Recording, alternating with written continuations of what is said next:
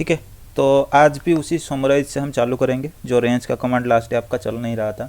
तो last day वो जो कमांड आज भी मैंने आधा घंटा उसके ऊपर मैंने दे दिया, तो एक्चुअली वो इशू पैकेट ट्रेसर का था। पैकेट ट्रेसर में एक्चुअली आपका जो समराइज है ना वो नहीं हो रहा है। ठीक है, तो इसलिए उसका प्रैक्टिकल दिखाने के लिए मैंने आज ईव लगा दिया है, और उसके ऊपर मैं उसका प्रैक्टिकल करके एक बार मैं टेस्ट भी कर चुका हूँ। ईव पे सब कुछ ठीक था, मेरा भी दिमाग थोड़ा घूम गया कि मैं शायद कुछ भूल गया उसके बाद मैंने देखा मैंने कुछ नहीं भूला था, वो पैकेट ट्रेसर पे ही काम नहीं कर रहा था। ठीक है, तो इस ईव वाले टोपोलॉजी को मैं थोड़ा आपको बता देता हूँ पहले।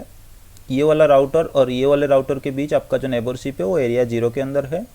ये वाला राउटर और ये वाला राउटर के बीच के जो आपको नेबरशिप है वो आपका एरिया 10 के अंदर है। ठीक है, तो आपको पता है ये राउटर आपका एरिया 0 का पार्टिसिपेंट है और उसके साथ साथ एरिया 10 का भी पार्टिसिपेंट है, इसलिए ये राउटर आपका एबीआर बन रहा है, जिसको हम बोल रहे हैं एरिया बॉर्डर राउटर। तो एज पर द रूल आपको पता है कि समराइजेशन वही राउटर कर सकता है, LSA3 वाला जो समराइजेशन जिसे हम बोलते हैं। कौन सा वाला राउटर? जो हमारा एबीआर होता है। ठीक है, तो इस केस में ये वाला राउटर जो R2 लिखा हुआ है ये हमारा समराइज कर सकता है। तो समराइज हम किसका करेंगे? इस R1 के पास हमने क्या किया है, 2 राउटर और लगा के रखे हैं, बस कुछ IP एड्रेस हमने कॉन्फ़िगर करके रखा है 2 राउटर की तरफ। और R1 के पास हमने क्या किया है, एक राउटर की तरफ जो नेटवर्क है उसको मैंने यूज करके रखा है 10.0.0.0/24। एक के तरफ मैंने कॉन्फ़िगर करके रखा है 10.0.1.0/24। ठीक है, यहाँ पे मैं थोड़ा बड़ा कर लेता हूँ, आपको भी दिख जाएगा।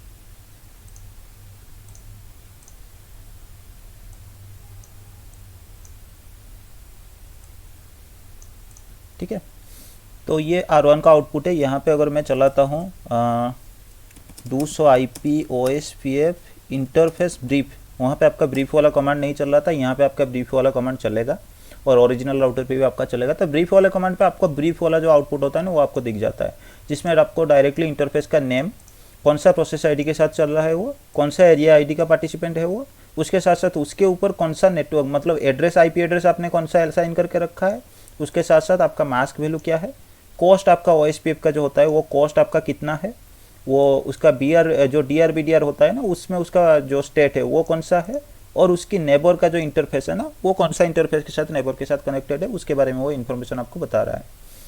ठीक है, उसके बाद आप अगर यहाँ पे देखोगे तो आपको पूरे लिस्ट इस तरह का आपको दिख जाएगा। तो इसमें देखो आप अगर देखोगे तो आपको पता चलेगा इथरनेट 1/1, 1/2, 1/0 3 इंटरफेस हमारा पार्टिसिपेंट है OSPF में।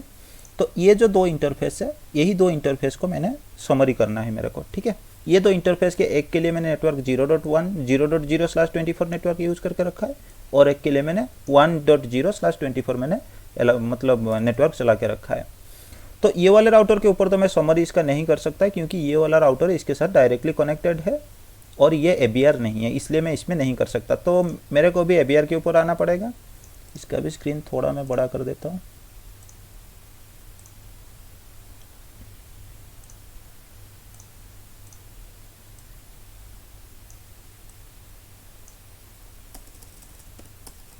ठीक है, इस एबीआर के ऊपर भी अगर मैं चलाऊंगा 100 IP OSPF इंटरफेस ब्रीफ, तो आपको यहाँ पे भी दिखेगा ये आपके एबीआर है। आपको कहाँ से पता चलेगा? आप यहाँ पे देखना, एक इंटरफेस इसका एरिया 0 में आ रहा है, ये एरिया आप देखना, दूसरे इंटरफेस इसका दूसरे एरिया में आ रहा है, इसलिए ये राउटर आपका एबीआर बना है।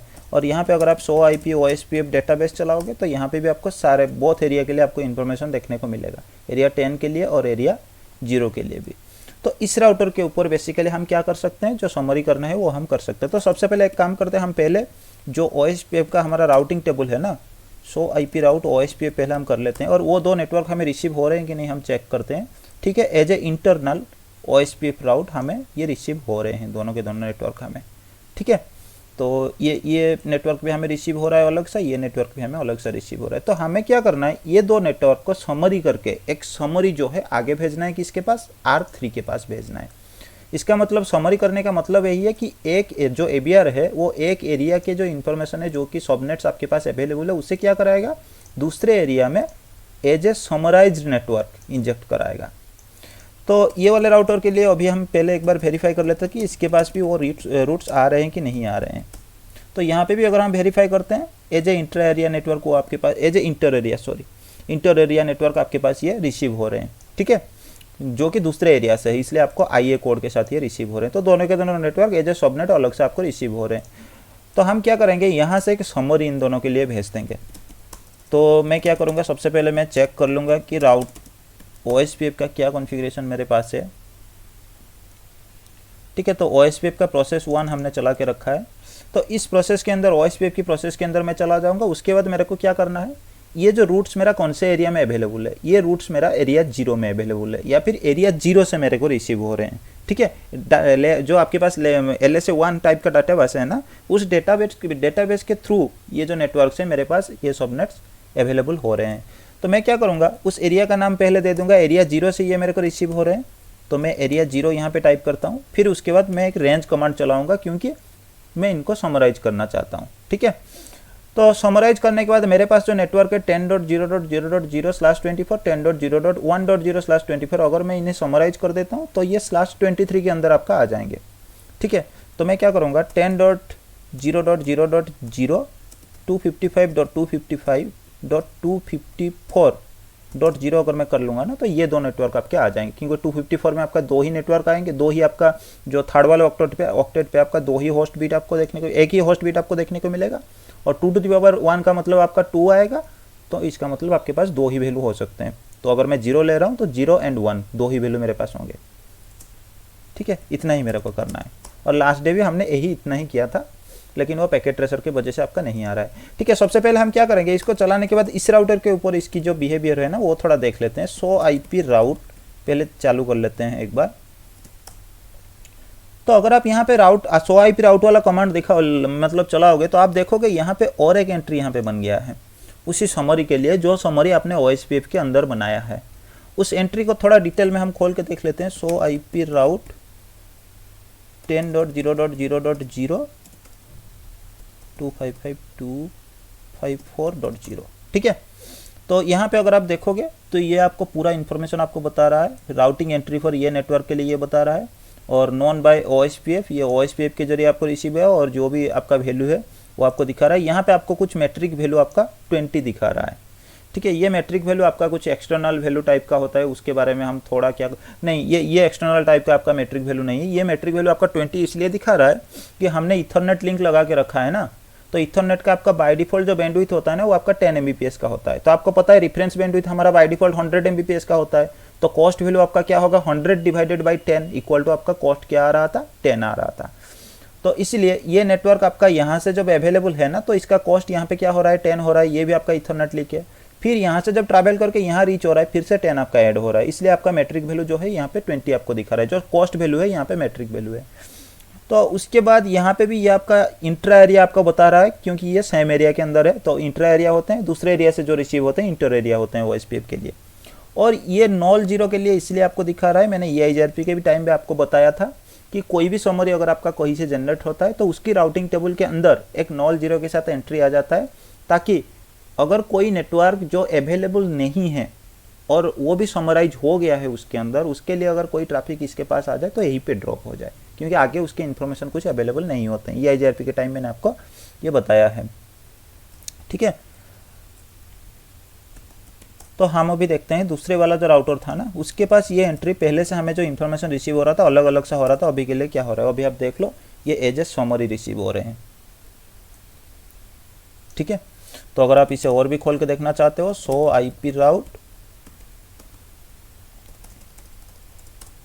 ठीक है। अच्छा, तो यहाँ पे आपको पूरा एंट्री जो है कहाँ से रिसीव हो रहा है, क्या रिसीव हो रहा है, आपको पूरा एंट्री यहाँ पे देखने को मिलेगा। अभी के लिए हमें जो पहले इन्फॉर्मेशन जो हमें रिसीव हो रहा था वो इन्फॉर्मेशन अलग अलग सा /24 के साथ रिसीव हो रहा था। अभी के लिए हमारा जो है ये समराइज होके /23 के साथ हमें अवेलेबल हो गया, ठीक है। और OSPF में अगर हम डिफ़ॉल्ट रूट ओरिजिनेट करना चाहते हैं ना, तो उस केस में भी हम डिफ़ॉल्ट रूट ओरिजिनेट कर सकते हैं। जैसे R1 के साथ मैं मानता हूँ कि कोई डिफ़ॉल्ट रूट हमारा अवेलेबल है R1 के साथ, तो मैं क्या करूँगा, एक डिफ़ॉल्ट रूट OSPF में आपका 2 तरह का होता है, एक कंडीशनली होता है, एक अनकंडीशनली। कंडीशनली मतलब आपका यही होता है कि अगर मेरे पास कोई डिफ़ॉल्ट रूट इस राउटर के साथ अगर कोई डिफ़ॉल्ट रूट पड़ा है ISP की तरफ अगर आपने कॉन्फ़िगर करके या किसी की भी तरफ अगर एक डिफ़ॉल्ट रूट आपने कॉन्फ़िगर करके रखा है, तो उस केस में कंडीशनलिटी केस में अगर आप डिफ़ॉल्ट ओरिजिनेट कर देते हो OSPF में, तो उस केस में अगर है डिफ़ॉल्ट रूट कॉन्फ़िगरेशन तो भी आपका डिफ़ॉल्ट ओरिजिनेट होगा, नहीं तो कमांड चलाने के बाद आपका नहीं होता है। और एक होता है फोर्सफुली या फिर अनकंडीशनली आप बोल सकते हो, जिससे क्या होगा, अगर आपके पास डिफ़ॉल्ट रूट हो ना हो कोई मतलब नहीं, यहाँ से अगर आप डिफ़ॉल्ट ओरिजिनेट कर लेते हो तो ये ओरिजिनेट आपका ऑटोमेटिकली हो जाता है, दूसरे राउटर के पास रिसीव हो जाते हैं एनी टाइम। तो इसको भी एक बार देख लेते हैं। ठीक है, तो सबसे पहले मैं क्या करता हूँ, do show run section IP राउट, एक बार मैं चेक कर लेता हूँ कोई डिफ़ॉल्ट रूट कॉन्फ़िगर हुआ है कि नहीं हुआ है। ठीक है, हमारे पास अभी के लिए कोई डिफ़ॉल्ट रूट कॉन्फ़िगर नहीं हुआ है।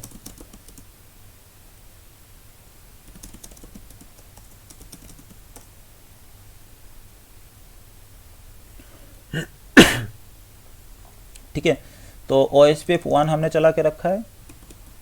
तो यहाँ पे अगर आप देखोगे डिफ़ॉल्ट इन्फॉर्मेशन ओरिजिनेट करके एक कमांड आपके पास है। ठीक है, इसलिए इतना ही मैं पहले चला लेता हूँ। तो अगर आप डिफ़ॉल्ट इन्फॉर्मेशन ओरिजिनेट अभी के लिए मैंने चला लिया, तो इसका मतलब इसके नेबर जो उसके पास है R2, उसके तरफ भी डिफ़ॉल्ट इन्फॉर्मेशन ओरिजिनेट हो जाना चाहिए। ठीक है, मैं यहाँ पे एक बार कमांड चला लेता हूँ, शो IP राउट OSPF। कोई डिफ़ॉल्ट रूट रिसीव हो रहा है क्या? कोई भी डिफ़ॉल्ट रूट आपको रिसीव नहीं हो रहा है। क्यों नहीं हो रहा है? क्योंकि अगर आप बाय डिफ़ॉल्ट ये कमांड चलाओगे ना, तो ये कमांड चलाने, आप इसे नोट भी कर सकते हो, तो ये OSPF के प्रोसेस के अंदर ये कमांड मैं चला रहा हूँ। तो बाय डिफ़ॉल्ट अगर आप ये कमांड चला रहे हो तो इसका मतलब ये क्या होता है, आपका कंडीशनली होता है बाय डिफ़ॉल्ट नेचर में। ठीक है, तो इसका मतलब अगर इस राउटर के पास कोई डिफ़ॉल्ट रूट है तभी ये क्या करेगा, इस डिफ़ॉल्ट रूट के इन्फॉर्मेशन को आगे दे देगा। अगर कोई डिफ़ॉल्ट रूट नहीं है तो ये डिफ़ॉल्ट रूट की इन्फॉर्मेशन को आगे नहीं देगा। तो मैं एक काम करता हूँ, ये कमांड को मैं एक बार हटा देता हूँ। फिर मैं क्या करता हूँ, सेम डिफ़ॉल्ट और इन्फॉर्मेशन ओरिजिनेट के बाद ऑलवेज एक कमांड है, मैं इसको लगा देता हूँ। ठीक है, तो ये ऑलवेज वाला कमांड लगाने के बाद अगर यहाँ पे जाके मैं डिफ़ॉल्ट रूट चेक करता हूँ ना, आप देख लो इसको एक डिफ़ॉल्ट रूट रिसीव हो गया। मतलब उसी राउटर के पास मैंने अभी के लिए कोई डिफ़ॉल्ट रूट कॉन्फ़िगर नहीं की, फिर भी OSPF ने एक डिफ़ॉल्ट रूट ओरिजिनेट कर दी। तो ये जो डिफ़ॉल्ट रूट ओरिजिनेट आपका हुआ, ये अनकंडीशनली होता है आपका। ठीक है, इसके लिए हमें क्या करना पड़ता है, ये कमांड चलाना पड़ता है, डिफ़ॉल्ट इन्फॉर्मेशन ओरिजिनेट। उसके बाद हमें क्या करना पड़ता है, एक ऑलवेज कमांड लगाना पड़ता है। ठीक है, और इसको भी मैं हटा देता हूँ और पहले वाला को एक बार हम टेस्ट कर लेते हैं। अभी के लिए आपका डिफ़ॉल्ट रूट हट गया होगा पूरा। तो मैं एक डिफ़ॉल्ट रूट कॉन्फ़िगर कर लेता हूँ, IP राउट। ठीक है, और मैं एग्जिट इंटरफेस यूज कर लेता हूँ क्योंकि दूसरे डिवाइस पे मैंने IP नहीं दिया है 1 by 1।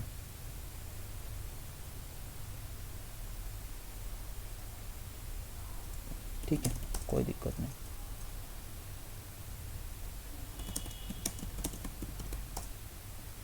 डिफ़ॉल्ट रूट ठीक है, आ गया। अभी के लिए मैं जाके फिर से क्या करता हूँ, तो राउटर OSPF 1 के अंदर जाके सेम कमांड चलाता हूँ, डिफ़ॉल्ट इन्फॉर्मेशन ओरिजिनेट। और मैंने कोई ऑलवेज वाला कमांड आपको यहाँ पे नहीं चलाया। तो अभी अगर मैं राउटर 2 के पास जाके चेक करता हूँ, आप देख लो अभी के लिए इसके पास एक डिफ़ॉल्ट रूट अवेलेबल है। ठीक है, अगर आपको लगेगा कि ये जो डिफ़ॉल्ट रूट है ये पुराना वाला है, तो मैं एक बार राउटिंग टेबल भी क्लियर कर लेता हूँ और उसके बाद मैं फिर से ये कमांड चला लेता हूँ।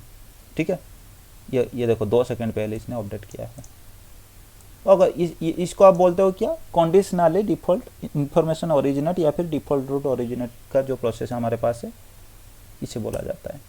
तो ये 2 तरीका है आपको OSPF के अंदर जो डिफ़ॉल्ट रूट आपको ओरिजिनेट करने के लिए। और डिफ़ॉल्ट रूट ओरिजिनेट के साथ साथ आप भी बहुत सारे यहाँ पे कमांड चला सकते हो।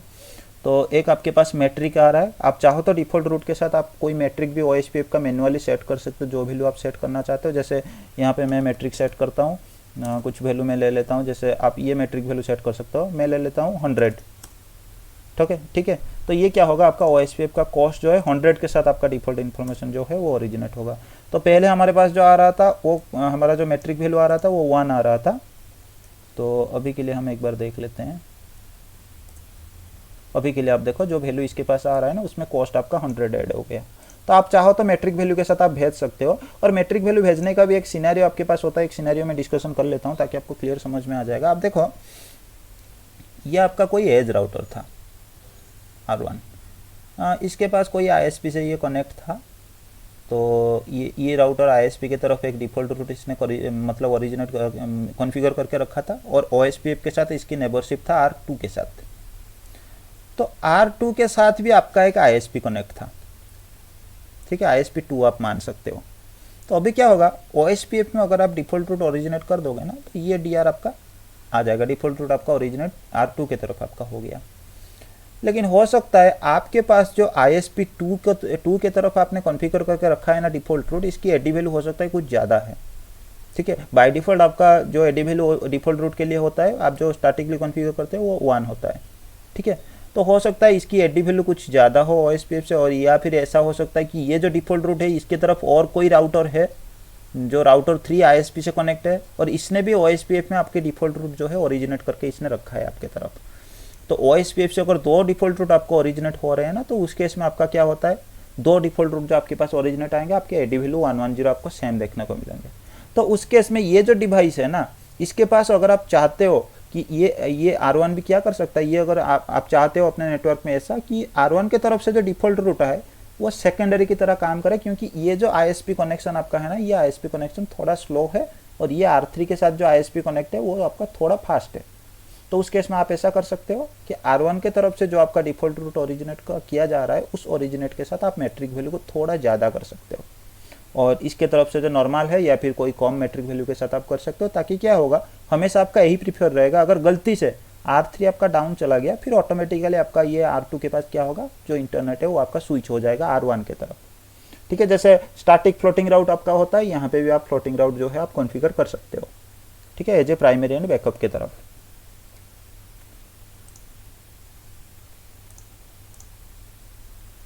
उसके बाद आप मैट्रिक टाइप भी अगर आप चाहो तो, मैट्रिक टाइप हालांकि मैंने आपको नहीं बताया, 2 तरह का आपका मैट्रिक टाइप होता है OSPF में, और राउट मैप आप चाहो तो आप भी कॉन्फ़िगर कर सकते हो। शायद राउट मैप मैंने आपको नहीं बताया है, मैं बता दूंगा, उसके बाद राउट मैप का यूज हम EIGRP OSPF सब में कर लेंगे, ठीक है। तो आप चाहो तो कोई राउट मैप एक्चुअली आपका क्या होता है कि कुछ पॉलिसी लगाने के लिए आपका होता है, आप चाहो तो कोई पॉलिसी वगैरह भी आप लगा सकते हो, ठीक है। तो इतने सारे ऑप्शन आपके पास होते हैं, लेकिन आपके पैकेट ट्रेसर में उतने सारे ऑप्शन आपको देखने को नहीं मिल रहा था। और डिफ़ॉल्ट ओरिजिनेट के बाद अगर हम बात करते हैं, तो अभी के लिए हम थोड़ा बात करते हैं किसके ऊपर, रीडिस्ट्रीब्यूशन के ऊपर। तो उसके कॉन्सेप्ट भी मैंने आपको ऑलरेडी बताया है। अब क्या करते हो, रीडिस्ट्रीब्यूशन करने का मेरा मतलब यही है कि ये अगर मेरे पास R2 है, ये दोनों तरफ कनेक्ट है, यहाँ से अगर मान लो आपके पास कोई EIGRP आपका चल रहा है, और इसके तरफ आपका कोई आपका OSPF चल रहा है, तो एक प्रोटोकॉल के नेटवर्क को दूसरे प्रोटोकॉल के नेटवर्क में ऑटोमेटिकली ये नहीं आते हैं, हमें क्या करना पड़ता है, इन्हें इंजेक्ट कराना पड़ता है। तो इंजेक्ट और कम्युनिकेशन दोनों सक्सेसफुल कराने के लिए हमें क्या करना पड़ता है, एक म्यूचुअल रीडिस्ट्रीब्यूशन की हमें ज़रूरत होता है। तो EIGRP के नेटवर्क को हमें रीडिस्ट्रीब्यूट करना पड़ेगा OSPF में, और OSPF के नेटवर्क को हमें क्या करना पड़ता है, रीडिस्ट्रीब्यूट करना पड़ता है EIGRP में, ताकि OSPF के नेटवर्क के इन्फॉर्मेशन EIGRP के डिवाइस को मिल जाए, और EIGRP के नेटवर्क के इन्फॉर्मेशन OSPF डिवाइस के पास चला जाए, ताकि हमारा कम्युनिकेशन जो है बन जाए सक्सेसफुली। तो ये केस में भी हम OSPF के जो केस होता है ना, उस केस में भी हम क्या कर सकते हैं, रीडिस्ट्रीब्यूशन हम परफॉर्म कर सकते हैं। तो उसके लिए मैं क्या करूँगा, ये जो दोनों राउटर आपके पास है ना, ये 2 राउटर को मैं क्या करूँगा, इसमें OSPF हटा के मैं अभी के लिए EIGRP चला लेता हूँ, ठीक है। तो show run interface Ethernet 1 by 1 है ना, तो एक बार मैं OSPF को हटा देता हूँ ये वाला इंटरफेस से,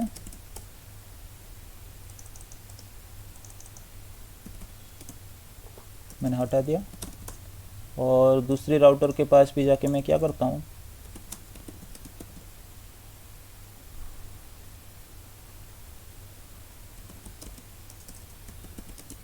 नो राउटर OSPF 1 में डायरेक्ट OSPF को ही हटा देता हूँ, डू शो IP प्रोटोकॉल, ठीक है। कोई भी प्रोटोकॉल यहाँ पे अभी के लिए नहीं चल रहा, ये बता रहा है, ठीक है। तो मैं क्या करता हूँ, इस राउटर के ऊपर एक लूपबैक बना लेता हूँ, उस लूपबैक को नेटवर्क में दे देता हूँ IP एड्रेस 100 का 100.0.0.1 255.0.0.0, और मैं क्या करता हूँ, राउटर EIGRP चला लेता हूँ, 100 करा देता हूँ, और नेटवर्क आपका मैं करा देता हूँ, सारे नेटवर्क को हम एडवर्टाइज कर देते हैं, नो ऑटो समरी, ठीक है। मैंने बस EIGRP चलाया, उस लूपबैक को EIGRP में डाला और ये इंटरफेस को मैंने EIGRP में डाल दिया। दो ही इंटरफेस मेरे को डालना है और दो ही इंटरफेस मेरे पास थे, इसलिए मैंने उसे क्या किया, नेटवर्क 0.0.0.0 वाला कमांड चला लिया। तो यहाँ पे भी मैं क्या करूँगा, इस इंटरफेस को मैं डालूंगा EIGRP के अंदर। तो इस इंटरफेस का नेटवर्क मेरा 23 है, तो राउटर EIGRP 100, आपको पता है ऑटोनोमस सिस्टम नंबर दोनों तरफ आपका सेम होना चाहिए EIGRP में, और मैं 100 को एडवर्टाइज कराऊंगा .0 और वाइल्ड कार्ड मास्क भी मैं लगा दूंगा, ठीक है, नो ऑटो समरी। और मेरा EIGRP का जो नेबरशिप है वो ऑफ आ जाना चाहिए, do show IP EIGRP interface. एक बार मैं चला लेता हूँ, कोई भी इंटरफेस अभी के लिए नहीं दिखा रहा है। अच्छा, मैंने 100 को एडवर्टाइज कर दी, सॉरी, इसमें 23 नेटवर्क चल रहा था। तो नेटवर्क 23.0.0.0 0.255.255.255, ठीक है, हमारा एडजेसेंसी भी ऑफ आ गया। तो अभी के लिए हमें क्या करना है, इस राउटर के एक तरफ आपका OSPF चल रहा है, दूसरी तरफ आपका EIGRP चल रहा है। तो हमें अभी क्या करना है, रिडिस्ट्रीब्यूशन परफॉर्म करना है, जिससे क्या होगा कि EIGRP के रूट को हमें क्या करना पड़ेगा, OSPF में देना पड़ेगा, और OSPF के रूट को हमें क्या करना पड़ेगा, EIGRP में देना पड़ेगा, ठीक है। तो मैं एक बार IP प्रोटोकॉल कर लेता हूँ। प्रोटोकॉल में हमें क्लियर इन्फॉर्मेशन यहाँ से पता चलेगा कि EIGRP का हमने ऑटोनोमस सिस्टम 100 रखा है, और OSPF का जो प्रोसेस ID है ना, वो OSPF का प्रोसेस ID हमारा 1 है, ठीक है।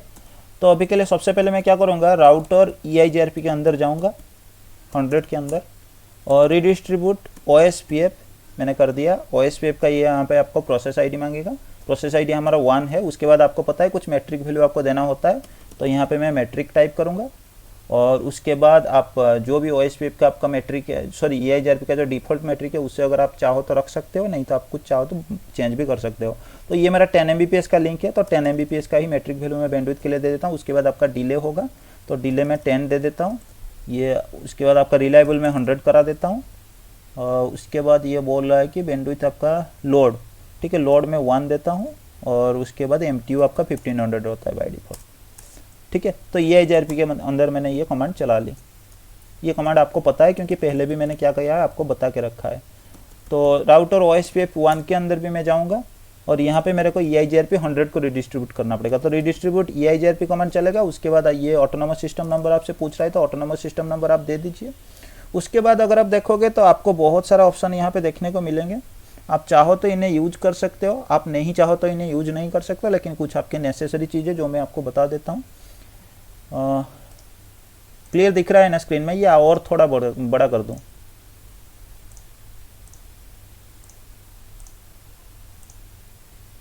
ठीक है, ठीक है, ठीक है, ठीक है।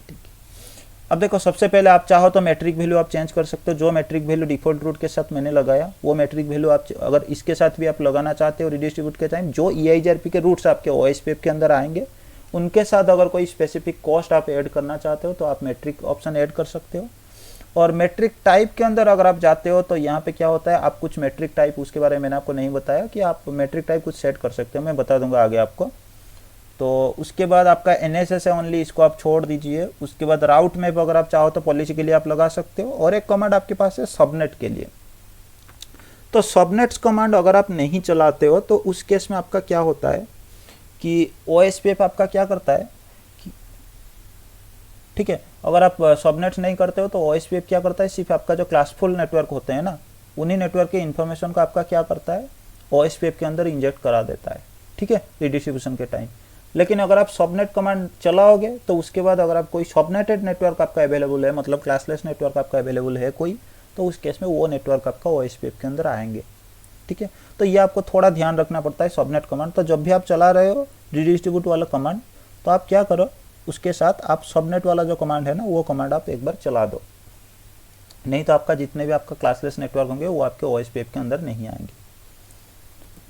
और कुछ टैग के भी ऑप्शन है, आप चाहो तो इसके अंदर कुछ टैग भी आप लगा सकते हो, ठीक है। तो ये टैग वैल्यू आपका 32 बिट का कुछ टैग वैल्यू होता है। आप ये डायरेक्टली आपका डेसिमल फॉर्मेट में पूछ रहा है क्या?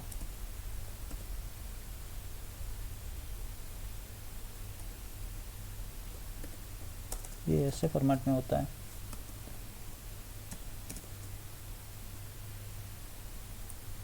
ठीक है, आप यहाँ पे इसको आप एक्चुअली क्या बोलते हैं ना, कुछ राउट टैग बोलते हैं। तो राउट टैग बेसिकली हम क्यों यूज करते हैं, ताकि अपने नेटवर्क में ना आप चाहो तो ये वाले, आप मान लो ये एक राउटर 1 है, इसमें आपने OSPF में कुछ रिडिस्ट्रीब्यूट करके ट्रैफिक आपने भेजा, तो ये आपका और एक राउटर है राउटर 2, और ये एक और एक राउटर है राउटर 3। ठीक है, तो आपने यहाँ पे 100 रूट आपने भेजा टोटल, बहुत सारे रूट्स आपके पास अवेलेबल है जो कि दूसरे नेटवर्क से आ रहे थे, आपने रिडिस्ट्रीब्यूट किया किसमें, OSPF के अंदर। तो ये 100 रूट्स आपके पास आएंगे R2 के पास, लेकिन R2 नहीं चाहता है कि ये जो रूट आपके पास है ना R3 के पास जाए। ठीक है, तो ऐसा भी हो सकता है आपके पास, देखो आप इसका बेस्ट एग्जांपल अगर आप लोगे तो ये था आपका EIGRP एक नेटवर्क के साथ आपका था, ये था आपका रीप, आप ऐसा मान सकते हो। तो आपने जब EIGRP को रिडिस्ट्रीब्यूट किया OSPF के अंदर और रीप को भी आपने रिडिस्ट्रीब्यूट किया, तो सारे नेटवर्क आपके OSPF के अंदर आ गया। लेकिन R2 के पास आप क्या नहीं चाहते हो कि R3 के पास जो रीप से नेटवर्क रिडिस्ट्रीब्यूट हुआ है या फिर EIGRP से हुआ है, किसी एक से जो नेटवर्क आपका रिडिस्ट्रीब्यूट हुआ है, वो आप नहीं चाहते हो कि R3 के पास पहुंचे। तो आप क्या कर सकते हो, EIGRP को जब आप रिडिस्ट्रीब्यूट कर रहे हो OSPF के अंदर, तो आप कुछ टैग लगा सकते हो, जैसे 100 करके आप कुछ नंबर दे सकते हो उसमें, और रीप को जब आप रिडिस्ट्रीब्यूट कर रहे हो तो यहाँ पे आप 200 करके कुछ नंबर दे सकते हो। तो उससे क्या होगा, इसके पास जब राउट्स रिसीव होंगे ना, तो EIGRP से जितने राउट आपने रिडिस्ट्रीब्यूट किया होगा वो 100 टैग के साथ आ रहे होंगे, राउट टैग के साथ, और रीप के जितने भी नेटवर्क है वो आपके 200 के साथ आ रहे होंगे। तो R2 क्या कर सकता है, चाहे तो R3 के पास जब भी टैग कोई ट्रैफिक भेज रहा है ना, मतलब OSPF का अपडेट भेज रहा है, तो उसमें से ये फिल्टर कर सकता है। जैसे मैं नहीं चाहता हूँ अगर EIGRP के ट्रैफिक जो है नेटवर्क जो है R3 के पास जाए, तो ये यहाँ पे क्या करेगा, राउट टैग को फिल्टर कर सकता है। ठीक है, तो इसको करने के लिए भी आपको राउट मैप की यूज होता है। राउट मैप के अंदर आप जाके टैग को मैच करा सकते हो और मैच करा के आप फिल्टर करा सकते हो। तो उसमें अगर आप सिर्फ टैग 200 को अलाउ करोगे तो OSPF के अंदर, तो क्या होगा, आपके R3 के पास सिर्फ 200 की इन्फॉर्मेशन, जो भी 200 टैग के साथ आ रहे हैं वही आगे जाएंगे और बाकी कोई नहीं जाएगा। ठीक है, तो आप चाहो तो ये ऑप्शन भी आप कर सकते हो, हालांकि एक दिन इसका प्रैक्टिकल भी हम करके देख लेंगे। तो मैं थोड़ा कन्फ्यूज हूँ, इसमें आपका टैग जो है डेसिमल फॉर्मेट में होता है या फिर उसके अंदर भी हमें कॉलम देने की ज़रूरत होता है। शायद EIGRP में जब हम लगाते हैं तो उसमें कॉलम होता है, इसमें शायद डॉटेड डेसिमल में होता है। ठीक है, तो हमें ये सबनेट कमांड चलाना पड़ता है। तो सबनेट कमांड चलाने के बाद आपका जो होता है क्या, क्लासलेस नेटवर्क जो होते हैं वो आपका इंजेक्ट हो जाते हैं। और जब भी मैं कुछ बताता हूँ ना कि आपको आगे मैं बताऊंगा, तो वो थोड़ा मेरे को याद दे दीजिएगा कभी कभी, नहीं तो मैं क्या होगा ना, मैं भूल जाऊंगा। ठीक है, तो मैंने OSPF के अंदर ये वाला कमांड चला ली। अब एक बार जाके हम चेक कर लेते हैं R3 के पास कि जो OSPF का नेटवर्क आपके पास था वो EIGRP से इसको रिसीव हो रहा है कि नहीं हो रहा है। सो IP राउट EIGRP। ठीक है, अब देख लो OSPF से आपने एक डिफ़ॉल्ट रूट ओरिजिनेट किया था, वो भी यहाँ पे EIGRP के अंदर मतलब आपका रिसीव हो गया है। इसलिए आपको पता है कि ये दूसरे नेटवर्क से आ रहे हैं, क्योंकि इसकी जो एडी वैल्यू है ना वो आपका 170, और आपको पता है EIGRP के अंदर अगर किसी दूसरे नेटवर्क से आप कुछ इंजेक्ट करते हो EIGRP में, तो उस केस में इसका एडी वैल्यू क्या होता है, आपका 170 होता है। और ये 10 का नेटवर्क भी आप देखो, ये भी आपका 170 के साथ आ रहा है, और एक भी आ रहा है 170 के साथ। ठीक है, तो ये इन्फॉर्मेशन आपको यहाँ से आपको पता चल रहा है कि ये रिडिस्ट्रीब्यूट हुआ है OSPF टू EIGRP। उसके बाद हम क्या करेंगे, R1 के पास जाके डायरेक्ट चेक कर लेंगे कि OSPF में जो नेटवर्क है R2 की तरफ, इसके पास EIGRP के नेटवर्क रिसीव हो रहे हैं कि नहीं हो रहे हैं। सो IP राउट अगर आप यहाँ पे चलाओगे तो उसमें हमने 100 का नेटवर्क यूज किया था, तो यहाँ पे भी आपको दिख जाएगा कि 100 का नेटवर्क जो है आपका इंजेक्ट हो गया है। तो यहाँ पे आपका रिडिस्ट्रीब्यूशन जो है सक्सेसफुल हो गया है। और यहाँ पे अगर आप और एक चीज़ चेक करोगे, हाँ एक बार मैं डेटाबेस आपको चेक करा देता हूँ। सो IP OSPF डेटाबेस। ठीक है, यहाँ पे देखो आपको बहुत सारे डेटाबेस की लिस्ट आपको देखने को मिले। अगर आप एक डेटाबेस को पर्टिकुलरली चेक करना चाहते हो ना, तो डेटाबेस के बाद आपको राउटर लगाना पड़ता है। अगर LSA1 को आप चेक करना मतलब चाहते हो, तो उस केस में आपको जो आपका नाम है डेटाबेस का, उस नाम को आप दे दो, एंटर कर दो। ये आपका वो क्या था, पैकेट ट्रेसर में नहीं चल रहा था, इसमें आपको दिख जाएगा। अब देखो LSA1 के अंदर आपको एक बार मैं दिखा देता हूँ आपको सारे इन्फॉर्मेशन। जैसे ये हेडर होते हैं तो उसकी इन्फॉर्मेशन आपको पूरे मैंने एक बार बताया था। उसके बाद अगर आप देखोगे तो ये आपका LSA1 के अंदर, जैसे मैंने आपको बताया था, जितने आपके कॉन्टेक्टेड नेटवर्क आपके पास होते हैं सारे नेटवर्क के बारे में आपको इन्फॉर्मेशन बता रहा है। ठीक है, ये आपके स्टॉप नेटवर्क जो आपको बता रहे हैं, इसका मतलब यही है कि दूसरी तरफ कोई नेबर आपका कनेक्टेड नहीं है। और ये ट्रांजिट नेटवर्क मतलब आपके आगे एक नेबर आपका कनेक्टेड है। ठीक है, और दूसरी आपका होता है, ये आपका LSA2 होता है जो कि DR आपका जनरेट करते हैं, और ये LSA3 होता है। सॉरी, ये LSA5 आपको दिखा रहा है, कोई LSA3 यहाँ पे नहीं है क्योंकि हमारे पास कोई दूसरा एरिया नहीं है। और LSA5 आपका अभी के लिए हम देखेंगे।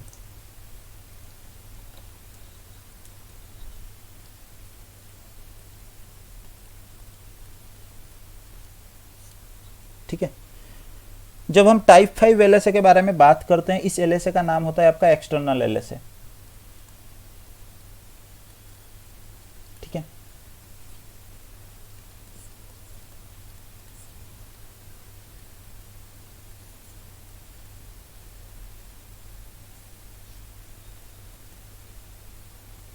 ठीक है, तो आपका क्या है, जब भी आप दो प्रोटोकॉल के मतलब दो प्रोटोकॉल की इंफॉर्मेशन का एक दूसरे से आप एक्सचेंज कराते हो, तो आपको क्या करना पड़ता है, मैंने जैसे आपको बताया एक म्यूचुअल रिडिस्ट्रीब्यूशन की आपको जरूरत होता है। तो जब आप कोई एक प्रोटोकॉल के इंफॉर्मेशन को OSPF के अंदर आप रिडिस्ट्रीब्यूट करा देते हो, तो वो नेटवर्क जो इनकी नेटवर्क जो अवेलेबल था आपका XYZ या कोई भी नेटवर्क अवेलेबल था, जब ये नेटवर्क आपके OSPF के अंदर आएंगे, ये टाइप 5 LSA बन के आपके आते हैं।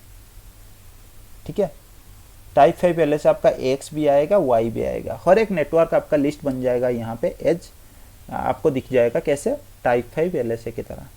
ठीक है, तो ये जो टाइप 5 LSA आपका होता है, एक्चुअली जिस राउटर के ऊपर आप रिडिस्ट्रीब्यूशन परफॉर्म करते हो, उसी राउटर को आप क्या बोलते हो, ASBR, autonomous system border router. ठीक है, तो ASBR आपका क्या करता है, एक प्रोटोकॉल मतलब किसी दूसरे प्रोटोकॉल के इंफॉर्मेशन को लाके क्या करता है, OSPF के अंदर आपका इंजेक्ट कराता है एज टाइप 5 LSA। तो इसमें भी थोड़ा मोड़ा आपका छोटा मोटा स्टोरी है, जैसे यहाँ पे मैट्रिक कैलकुलेशन आपका कैसा होता है, क्या होता है, वो थोड़ा देख लेते हैं। इस टोपोलॉजी को एक बार और थोड़ा बड़ा कर लेते हैं। 4 राउटर मैं ले लेता हूँ, ये आपका राउटर 1 2 3 4,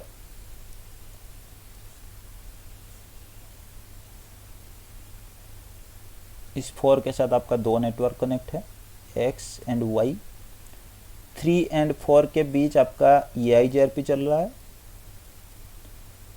3 और 2 के बीच आपका चल रहा है OSPF एरिया 0।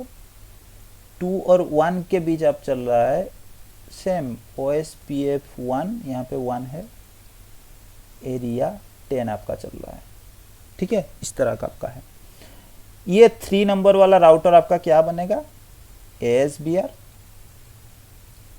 क्यों, क्योंकि इसकी एक इंटरफेस OSPF के साथ पार्टिसिपेट कर रहा है और दूसरे इंटरफेस किसी दूसरे प्रोटोकॉल के साथ पार्टिसिपेट कर रहा है। ये 2 नंबर वाला राउटर आपका ABR बनेगा, क्योंकि इसकी एक इंटरफेस पार्टिसिपेट कर रहा है एरिया 10 में और दूसरी इंटरफेस आपका पार्टिसिपेट कर रहा है दूसरे OSPF एरिया या फिर एरिया 0 के अंदर। तो ये X के नेटवर्क क्या होंगे, आप जब रिडिस्ट्रीब्यूट कर दोगे राउटर नंबर 3 के पास ना, तो ये आपका LSA 5 की तरह बन के कहाँ आएंगे, एरिया 0 के अंदर LSA 5 बन जाएंगे, X एंड Y। ये LSA 5 आपका क्या होते हैं, जब आप मतलब LSA 1 के बारे में हम बात करते हैं ना, कि हर डिवाइस आपका क्या करते हैं कि LSA 1 जनरेट करते हैं। LSA 1 बेसिकली आपके क्या होते हैं, एरिया डिपेंडेंट होते हैं। ये एक एरिया से कभी बाहर के एरिया में नहीं जाते हैं। मतलब ये R2 क्या करेगा, एक LSA 1 जनरेट कराएगा, R3 भी एक LSA 1 जनरेट कराएगा एरिया 0 के लिए। और ये जो LSA 1 एरिया 0 के लिए आपका बनेगा ना, ये किसी दूसरे एरिया में आपका ट्रैवल नहीं होते हैं, ये बस इसी एरिया 0 के अंदर अगर कोई और राउटर है तो उन्हीं के अंदर ये लिमिटेड रहते हैं। ठीक है, क्योंकि ये एरिया डिपेंडेंट होते हैं। LSA 2 के बारे में अगर हम बात करते हैं तो LSA 2 भी आपका एरिया डिपेंडेंट ही होते हैं। सेम आपका जो भी DR होता है वो क्या करता है कि LSA 2 जनरेट करता है, और वो LSA 2 भी आपका सेम एरिया के अंदर जो राउटर्स होते हैं उन्हीं को भेजा जाता है, कोई दूसरे एरिया में ये ट्रैवल नहीं करते हैं। ये LSA 1 और 2 कभी भी एरिया 10 के अंदर नहीं आएंगे। दूसरे एरिया में बेसिकली हमारा ट्रैवल कौन करते हैं, LSA 3। मतलब एक एरिया के नेटवर्क जब दूसरे एरिया में जाते हैं वो आपका LSA 3 बन जाते हैं। वहां से अगर आपके बैकबोन एरिया के साथ कोई कनेक्टेड है, कोई दूसरा आपका एरिया कनेक्ट है तो उस एरिया में वो ट्रैवल कर लेते हैं। मतलब ये आपका ट्रांसपेरेंट नेटवर्क होते हैं, या फिर ये एरिया डिपेंडेंट नहीं होते हैं। LSA3 आपका एक एरिया से दूसरे एरिया ट्रैवल कर सकते हैं। इसी तरह आपका LSA5 भी एरिया डिपेंडेंट नहीं होते हैं।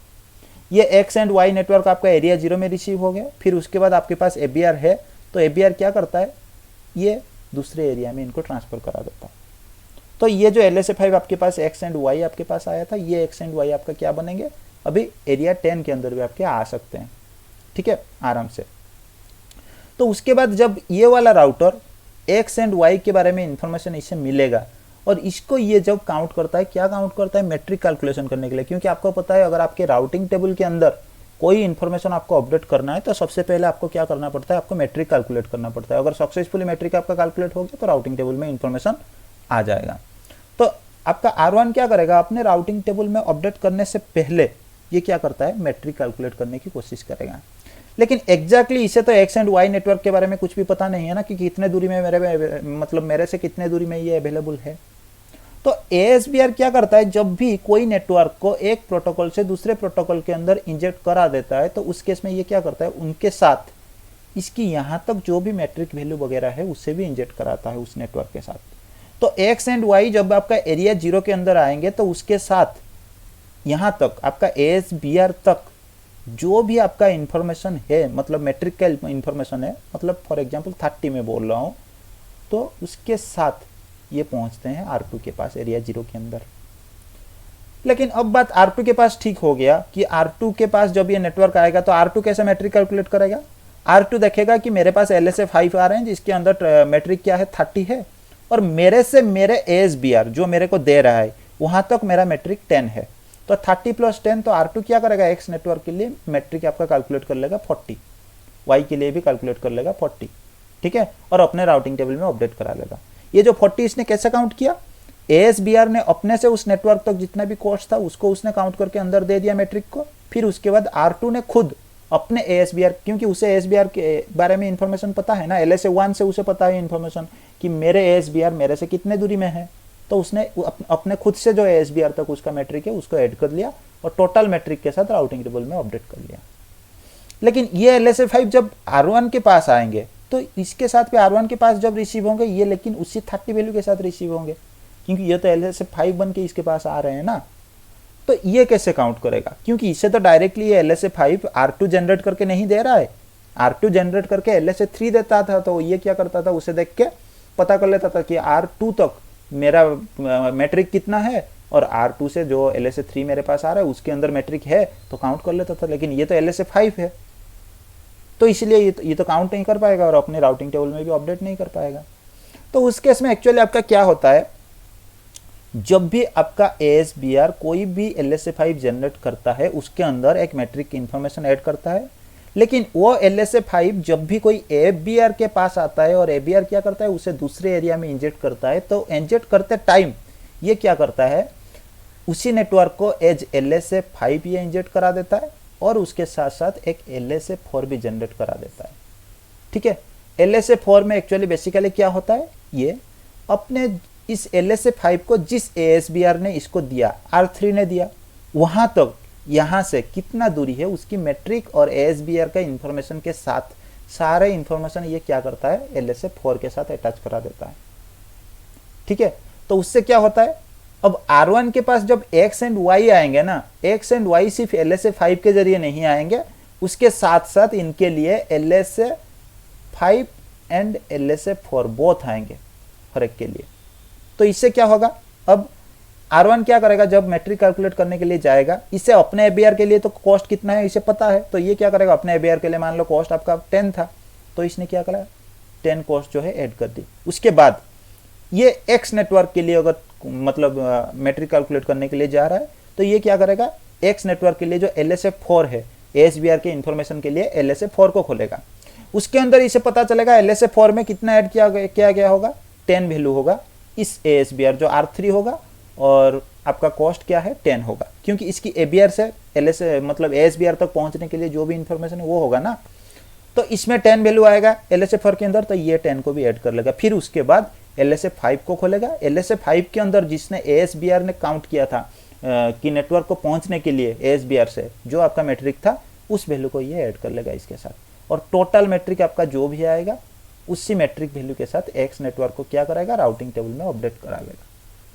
ठीक है, तो ये LSA5 आपका क्या होता है, एक्चुअली एरिया डिपेंडेंट नहीं होते हैं, और एक एरिया से दूसरे एरिया में जब भी ये एक ABR को पास करके जाते हैं, क्योंकि एक एरिया से दूसरे एरिया में जाने के लिए इनको एक ABR को क्रॉस करके जाना पड़ेगा, तो उसी टाइम पे वो ABR क्या करता है, उससे उस ASBR तक जिसने इंजेक्ट किया है इस नेटवर्क को, उसकी टोटल मैट्रिक के इन्फॉर्मेशन और ASBR के इन्फॉर्मेशन के साथ वो ABR क्या करता है, एक LSA4 जनरेट कर लेता है। LSA5 तो ऐसे ही जा रहा है, उसके साथ साथ आपका LSA4 जाते हैं। इसीलिए क्या होता है कि आपका ASBR जब भी आपकी कोई नेटवर्क की इन्फॉर्मेशन को इंजेक्ट कराता है OSPF के किसी एरिया के अंदर रीडिस्ट्रीब्यूशन के जरिए, तो उस केस में क्या है, सिर्फ LSA5 उस एरिया के लिए आपका जनरेट होता है। लेकिन वो एरिया से जब वो ट्रैवल करके दूसरे एरिया में जाते हैं तो आपका सिर्फ LSA5 नहीं जाता है, आपका LSA4 LSA5 दो तरह के आपके डेटाबेस जो है आगे आपके विजिट करके ट्रैवल करके जाते हैं। तो ये वाले सिनेरियो जो हमने बनाया है, इस सिनेरियो के ऊपर इस तरह का आपका LSA4 के लिए कोई सिनेरियो हमने नहीं बनाया, इसीलिए आपको क्या है यहाँ पे सिर्फ आपको, जब मैंने आपको दिखा रहा था तो आपको LSA5 दिख रहा था, सो IP OSPF। ठीक है, तो आप देखो यहाँ पे सिर्फ आपको LSA5 दिख रहा है, 3 नेटवर्क की इंफॉर्मेशन आपको दिख रहे हैं, और आपको यहाँ पे आप देख लो जो डिफॉल्ट रूट हमने ओरिजिनेट किया था ना, वो भी आपका LSA5 इसलिए आपको दिखा रहा है क्योंकि डिफॉल्ट ओरिजिनेट जब आपने किया था ना तो डिफॉल्ट रूट आपने कॉन्फ़िगर करके रखा है। ठीक है, तो डिफॉल्ट ओरिजिनेट का मतलब क्या है, आपका यही होता है कि स्टैटिक रूट एक आपके पास पड़ा है, उसको आप इंजेक्ट कर रहे हो किसके अंदर, OSPF के अंदर। एज ए रिडिस्ट्रीब्यूशन भी आप मान सकते हो, लेकिन कमांड कोई अलग सा है। ठीक है, इसीलिए आपका डिफॉल्ट रूट पे क्या है, एज ए आपका टाइप 5 पहले से आपका यहाँ पे जनरेट हुआ है, और ये 2 नेटवर्क आपकी EIGRP के अंदर है, तो आपको ये रिसीव हो रहे हैं, इसलिए आपको कोई दूसरे नेटवर्क के अंदर ये आपके ट्रैवल नहीं हो रहे, इसलिए ये आपको इस तरह का दिख रहे हैं। तो मैं क्या करूँगा, ये जो 2 राउटर आपके पास, एक राउटर है ना अवेलेबल है, इसको मैं क्या करूँगा, एक ये एरिया 0 के अंदर है, तो इसको मैं एरिया 5 या एरिया 10 ऐसा कुछ एरिया में दे देता हूँ। ठीक है, मैं सडनली कॉन्फ़िगर कर लेता हूँ ताकि उस एरिया के अंदर जब ये इन्फॉर्मेशन जाएंगे हमें पता चल जाएगा।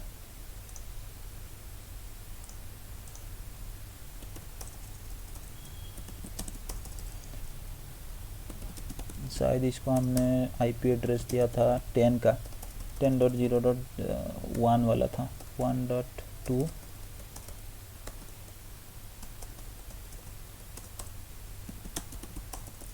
ठीक है, राउटर OSPF 1 और कुछ नहीं चाहिए, interface Ethernet 0, IP OSPF 1 area में कर लेता हूँ 10 20।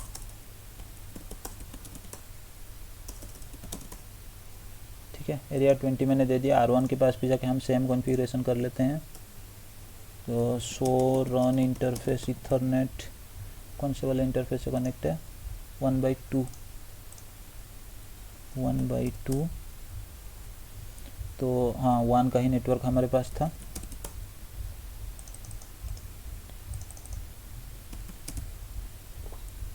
ठीक है, मैंने एरिया 0 को हटा दिया, और अब क्या करेंगे, इसे एरिया 20 करा देंगे।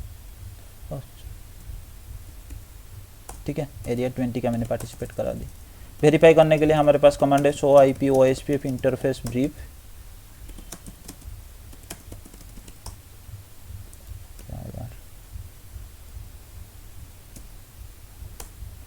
ठीक है, तो इसमें हमें पता चल गया कि इथरनेट 1/2 आपका DR अदर बन रहा है। DR अदर इसलिए बन रहा है क्योंकि इसकी प्रायोरिटी जो है ना मैंने 0 करके रखा है। आपको पता है OSPF प्रायोरिटी 0 मतलब ये कोई इलेक्शन में आपका पार्टिसिपेट, DRBDR इलेक्शन के पार्टिसिपेट नहीं करेगा, मतलब DR अदर ही आपका बनेगा। ठीक है, तो इसमें जाके एक बार हम वेरीफाई कर लेते हैं सब कुछ सही है कि नहीं है।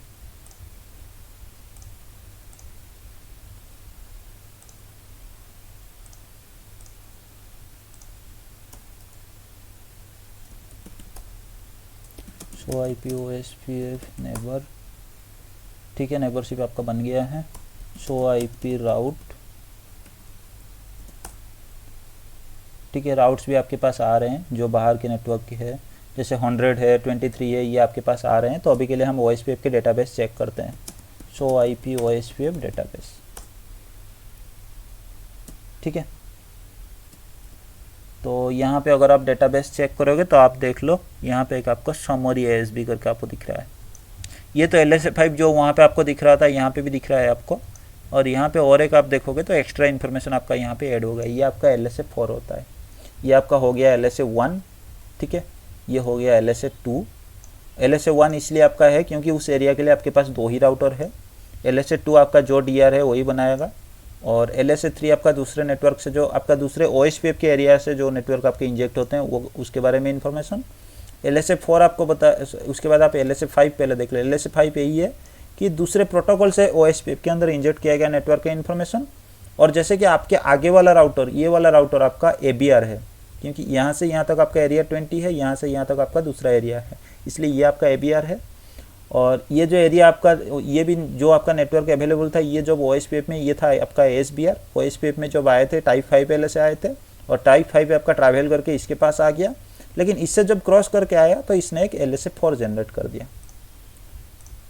ठीक है। तो यहाँ पे आप देख लो, ये LSA4 की इन्फॉर्मेशन आपको बता रहा है। और LSA4 की इन्फॉर्मेशन में अगर आप नाम देखोगे तो आपका जो ASBR है ना, उस ASBR के IP एड्रेस आपको बता रहा है, ठीक है। इस ASBR का, सॉरी, आपका राउटर ID आपको बता रहा है लिंक ID में।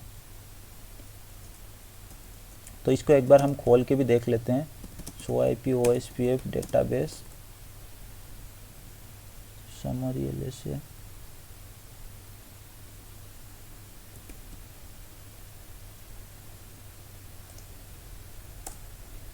ठीक है। अगर आप इसको खोल लोगे तो यहाँ पे आपको सारा इन्फॉर्मेशन ये बता देता है, जैसे आपका एक डेटाबेस के अंदर जो इन्फॉर्मेशन होता है। यहाँ पे एग्जैक्टली ज़्यादा कुछ आपके इन्फॉर्मेशन नहीं है, बस यही इन्फॉर्मेशन है कि जो राउटर है, उस राउटर की राउटर ID जो आपका ASBR है, यहाँ पे इसने लिखा है ऑटोनोमस सिस्टम बाउंड्री राउटर, ठीक है, उसके बारे में इन्फॉर्मेशन बता रहा है। और उसके साथ जो एडवर्टाइज आपको कौन कर रहा है उसके बारे में इन्फॉर्मेशन, उसके बारे में भी ये आपको ID बता रहा है, ठीक है। तो ये आपका LSA4 और LSA5 टाइप का आपका कुछ कहानी था। आज के लिए इतना ही। इसमें अगर आपके पास कोई डाउट या फिर क्वेश्चन वगैरह हो तो आप पूछ सकते हो। नेक्स्ट क्लास में हम कुछ एरिया है आपके पास, जैसे आपके पास स्टॉप एरिया हो गया, NSS एरिया आपका हो गया, टोटल स्टॉप, उसके बारे में हम नेक्स्ट क्लास में देखेंगे।